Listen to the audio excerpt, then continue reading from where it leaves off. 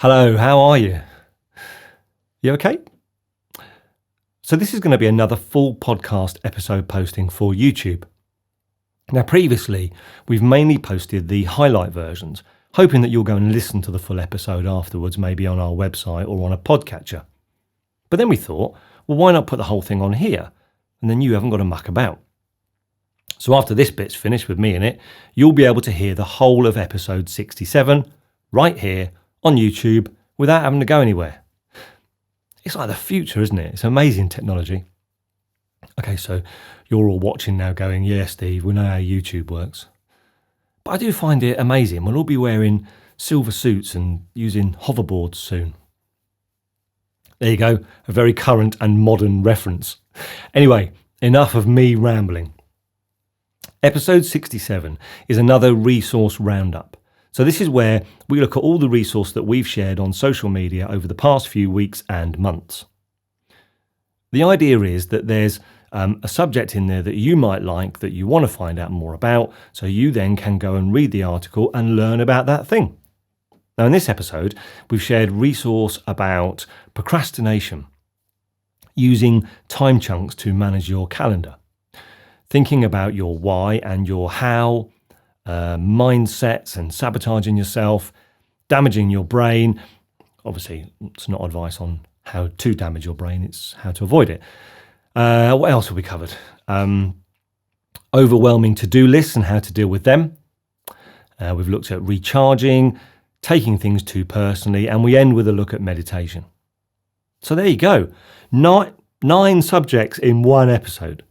So if any of them interest you, we've then shared the links below here on YouTube, or you can go to our website. The link to our website is also down here with all the other links. And if you like what we do, you could even buy me a coffee on the website. I'd love that. So if there's a subject that I've mentioned which catches your eye or your ear, have a listen. And if there's nothing that's particularly interesting for you in this particular episode, then have a poke around the channel while you're here anyway. We've covered loads of stuff over the years. In fact, there are 66 other things you can go and have a listen to. So there's a link to each full podcast episode in each video. Anyway, enough of me in video form. Can you hear the rain? Time for some of me in audio form. Here comes episode 67. Hope you like it.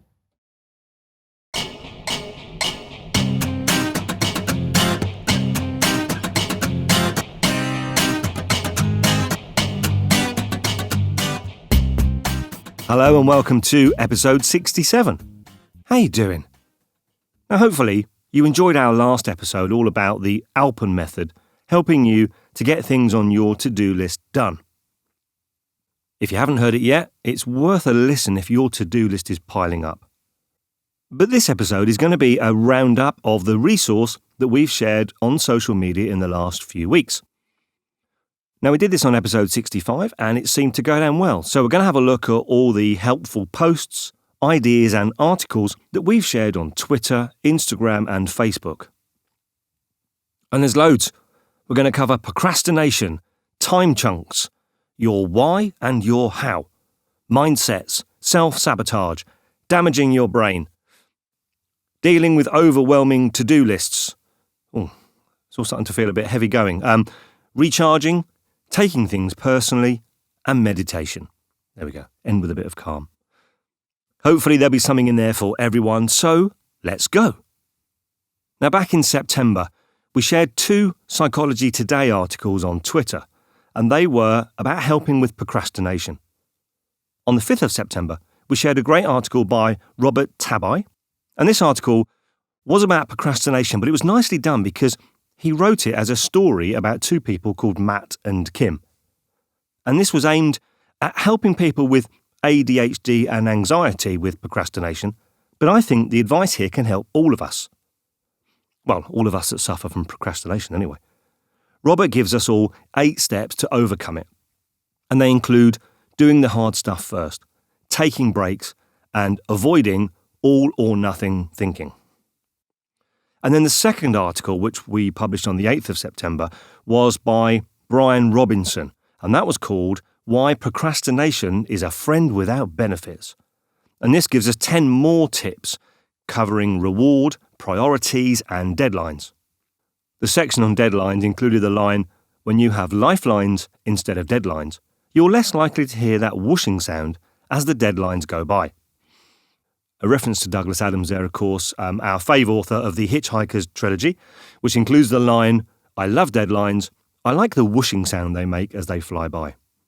We miss you, Douglas. Anyway, 2 helpful articles there on dealing with procrastination, and links to both will be in the show notes. Incidentally, if you don't know what I mean by in the show notes, it's the text that accompanies each podcast episode. You can find it in a couple of places. You can find it on the website, sharppodcast.com. All you've got to do is find this episode, 067, then click on show notes and all the links will be there. And if you're listening on a podcatcher app like Apple Podcasts or Android, have a look at the episode and you should see the show notes right there, attached to the episode itself. Now, on the 15th of September on Facebook, we shared a link to a great podcast from Accidental Creative. Now, I love this podcast. It's from Todd Henry, and it's all about being creative and productive. This particular link was to an episode and an article about time chunks. So this is the idea of blocking time off in your calendar for focused work. It's a nice listen, it's a great read, and it's fab content. That's the Accidental Creative, the podcast, and the article link will be in the show notes, all about time chunks. Also on the 15th of September, I published a picture of a sunrise on Instagram with a quote, "Work on your why to help your how." Now, I don't think I'm quoting anybody directly with that sentence. I think I made it up. If I have made it up, I might copyright it. Anyway, I've learned over the years that often, if we only focus on how we're going to get things done, we can sometimes get stuck. We can either lose motivation or get lost in the detail. And sometimes it can be because we're not clear on why we're doing something. Stephen Covey says in The 7 Habits of Highly Effective People about habit 2, which is start with the end in mind, he says this, quote, "When people on podcasts say quote and then they quote something, I always think to myself, did you need to tell me that was a quote? It's quite obvious that was a quote." As soon as a word came out of my mouth, I thought, I'm going to stop doing that. What Stephen Covey says is these words I'm about to tell you. How different our lives are when we really know what is deeply important to us. And keeping that picture in mind, we manage ourselves each day to be and to do what really matters most. So if you're stuck, maybe work is getting too much or you've got challenges with your family. Here's an example I just thought of actually. Wearing the mask in the coronavirus crisis. So when I wear a mask in the coronavirus situation or at any other time, my glasses keep steaming up and that makes it difficult to navigate the supermarket. So when you're walking around the supermarket and your glasses are steamed up, it's tempting to give in and take your mask off. But then when I remember why I'm wearing a mask, it is because I don't want to add to the problem of the pandemic. So I'm going to carry on putting up with this small inconvenience because I'm clear on why I'm doing it.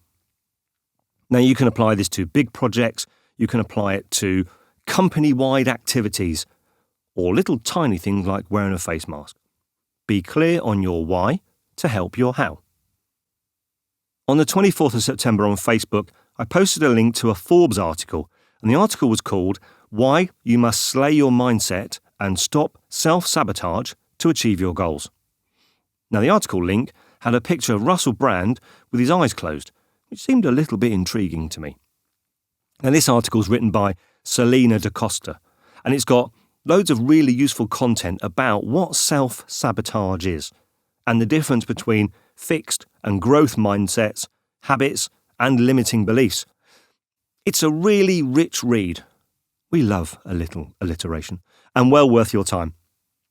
Oh, and the reason for Russell Brand having his eyes closed, that was a picture of him meditating, and there's a quote in the article from him that says, "If you were experiencing a lot of self-sabotage," did you notice I didn't do quote then? Anyway, Russell Brand says in this article, if you're experiencing a lot of self-sabotage, that will be coming from your embedded programming. If I don't address that, then I develop a pattern of self-sabotaging in the world of my relationships or the world of my work. End quote. Anyway, that's a great read, so have a look. It's Forbes.com. The article is by Celine Costa, and it's all about stopping self-sabotage to achieve your goals. On the 3rd of October on Twitter, I shared an article from thebestbrainpossible.com, and the article was called 7 Modern Lifestyle Habits Doing the Most Damage to Your Brain. Now, this website is a smashing website. It's from a lady called Debbie Hampton, and the subtitle of the website is Information and Inspiration for Anyone with a Brain. So I guess that's all of our listeners, eh? Debbie's the author of books like Sex, Suicide and Serotonin, and she certainly has had some experience that we can all learn from. Now, this article looks at 7 things that can adversely affect how our brains work, and some might surprise you. Now, you might guess at some of them, like things like a lack of sleep or too much stress. But did you know that as your BMI, your body mass index, increases, your brain shrinks? Or that there's a direct correlation between physical exercise and improved brain power?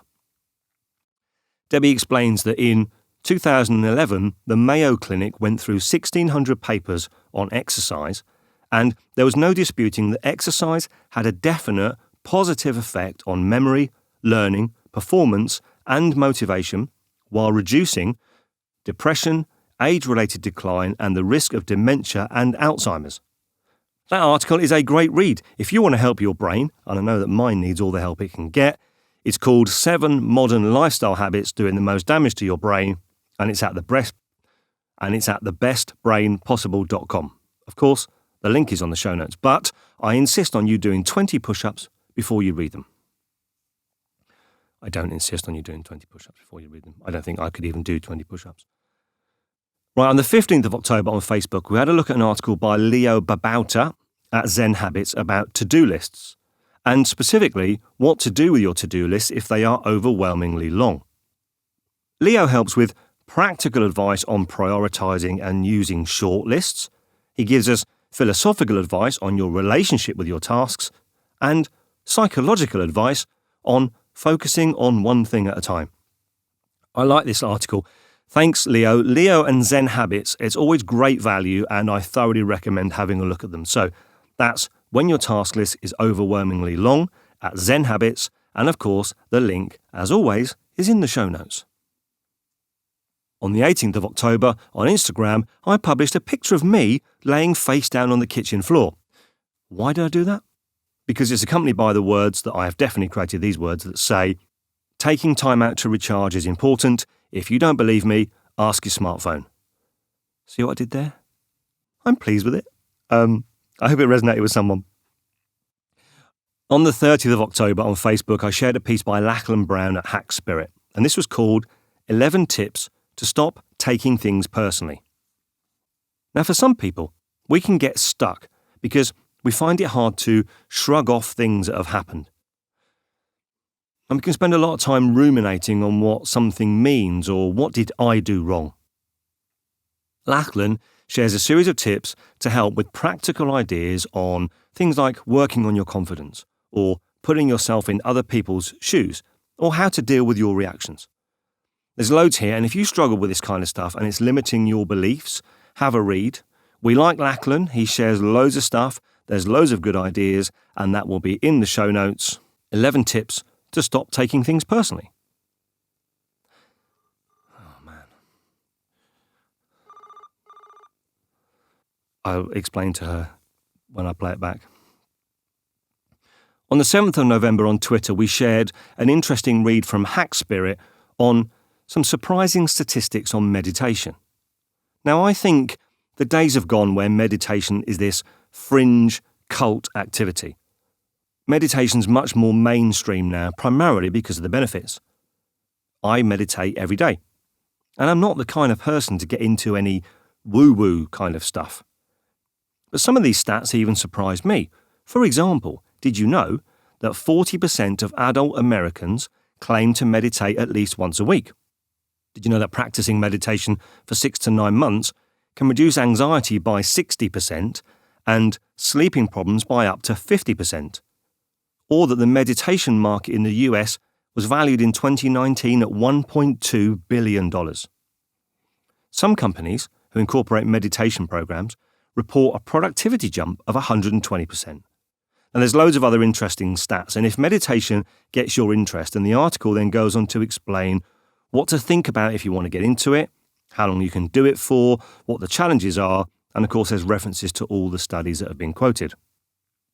I'll link the article in the show notes, obviously, and if you want to try meditation without the woo-woo, you can try the Headspace app, or my favourite is the 10% Happier app. Again, I'll give you the links to those too. Just for you though. Don't tell anyone else.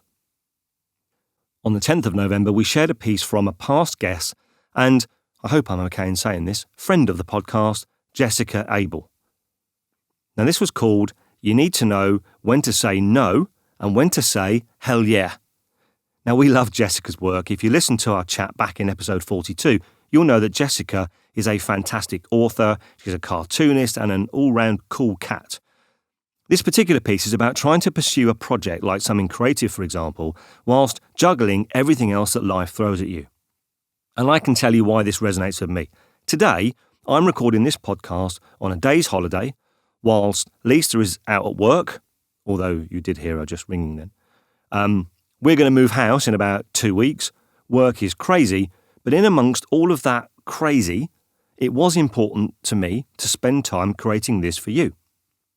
I'm not sure yet when I'm going to publish this episode, but I wanted to have an episode in the bag so that when I'm building the new studio in the new house, I'm not panicking because I've got nothing to share with you. And because I want to help you, it's important to me. So I managed to find the time to say hell yeah to the podcast today. Anyway, Jessica's smashing article talks about this challenge. Derek Sivers' phrase, it's either hell yeah or no. A cartoonist called Ron Wimberly, music, gardening, cooking elaborate meals, and how to deal with all these things in different ways. The article is based on a wider piece in Jessica's brilliant book, Growing Gills.